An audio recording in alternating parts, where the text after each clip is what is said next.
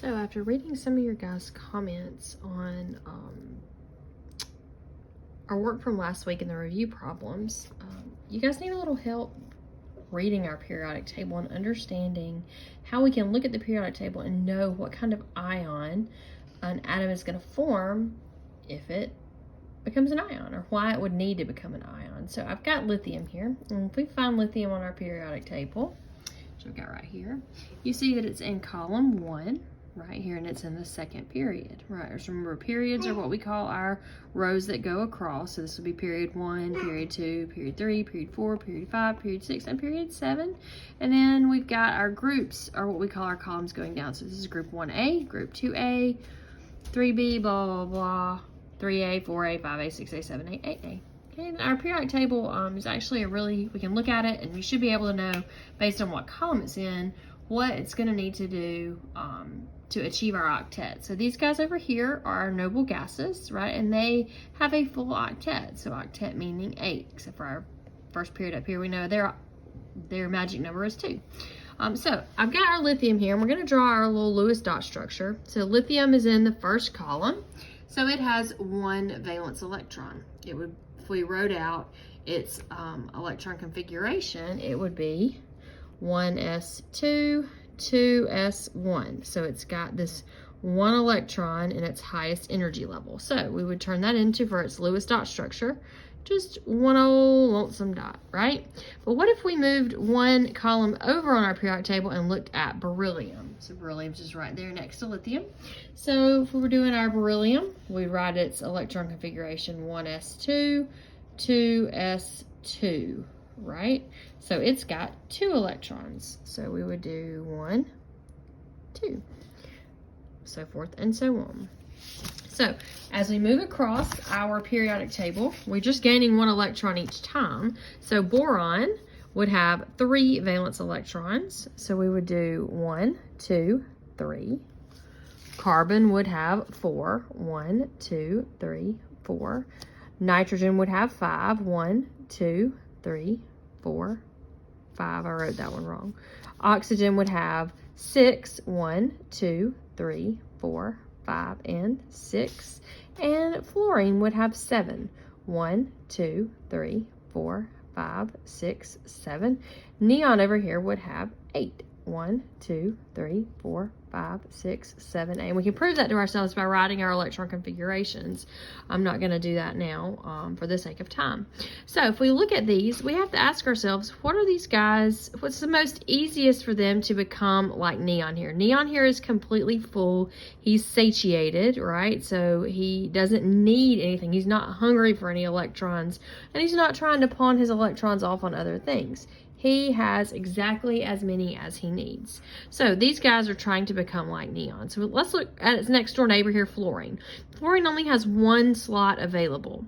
It's going to be way easier for that fluorine to go out into the world and find 1 electron to take than it is for fluorine to try to pawn off the rest of its electrons, because it's got 7 it's got to get rid of.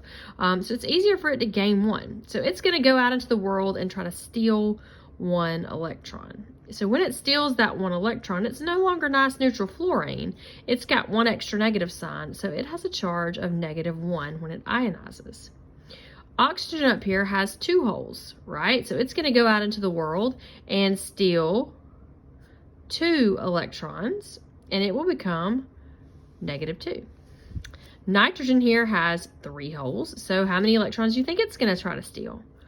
3. Good job. So 1, 2, 3, and I hope you see the pattern here. Since fluorine stole 1, it's got a -1. Oxygen stole 2, it's a -2. Nitrogen stole 3, so it will be a -3.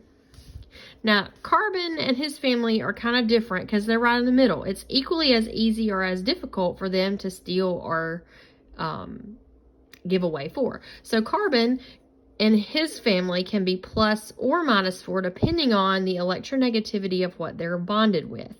If they're bonded with something that's way more electronegative, carbon can actually become a cation and have some positive charge. If it's covalently bonding with something, with a metal, something that's to the left of the periodic table, it's going to steal those electrons because it's going to be more electronegative than it and become an anion. So carbon is kind of funky. But then let's get up here to boron. So boron only has 3 valence electrons. Our scales are kind of tipping now, right? So boron would have to either give away its 3, or it would have to steal 1, 2, 3, 4, 5. So is it going to have an easier time giving away 3 or taking 5? It's going to have an easier time giving away 3. So when it gives away its 3, these electrons, bloop, go away to something else. And they leave boron all by its lonesome. So really, it has lost an energy level, so it is going back down below. So if we were to look at the electron configuration of this one, it would be 1s2, 2s, not 2s2. It would be 1s2. So this boron here has lost 3 electrons, so its principal energy level here is only the first one, and it's completely full, because remember, our first energy level can only hold 2, so it's full, it's happy, right? So our boron here has lost 3 negative signs, so it becomes positive by 3. Beryllium up here is going to lose its 2 electrons, and same thing for boron, so it's going to lose these 2 electrons right here and become just like our boron with a charge of +3, except beryllium only lost 2, so it's going to be a +2. The same for lithium. Lithium right here, here's its normal electron configuration. It's going to lose this 1 electron and end up with 1s2. So since it's lost its electron, it becomes lithium with a charge of +1. Right, so we see this whole kind of series here, and on our periodic table, that's the same. So anything in this first column has 1 electron to lose. So all of these guys will have a charge of +1. All of these guys have 2 electrons to lose, so they will become an ion with a charge of +2. All of these guys over here have 3 to lose, so they'll become +3. Our carbon family is right in the middle, so they're plus or minus the 4 electrons that they have. Then, starting here, these guys are the ones that steal electrons, so they become our anion. So this one has 3 that it would like to steal, so our nitrogen family becomes a -3. Our oxygen family becomes a -2, and our fluorine family becomes a -1. So you can just kind of like look and see how many jumps it needs to make to get to this part of our periodic table. So fluorine only needs to move 1 box over, so it's -1. Oxygen needs to move 2 boxes over, so it's -2. Nitrogen needs to move 1, 2, 3, so it's -3. The same for our anions. So these guys, to get up to the next level, they have to go backwards 1. So +1. This one has to go backwards 2 to +2. This one has to go backwards 3. 1, 2, 3 to get to the next noble gas. So hopefully that helps you learn how to use our periodic table to predict the ion that our atom will form when it starts to bond.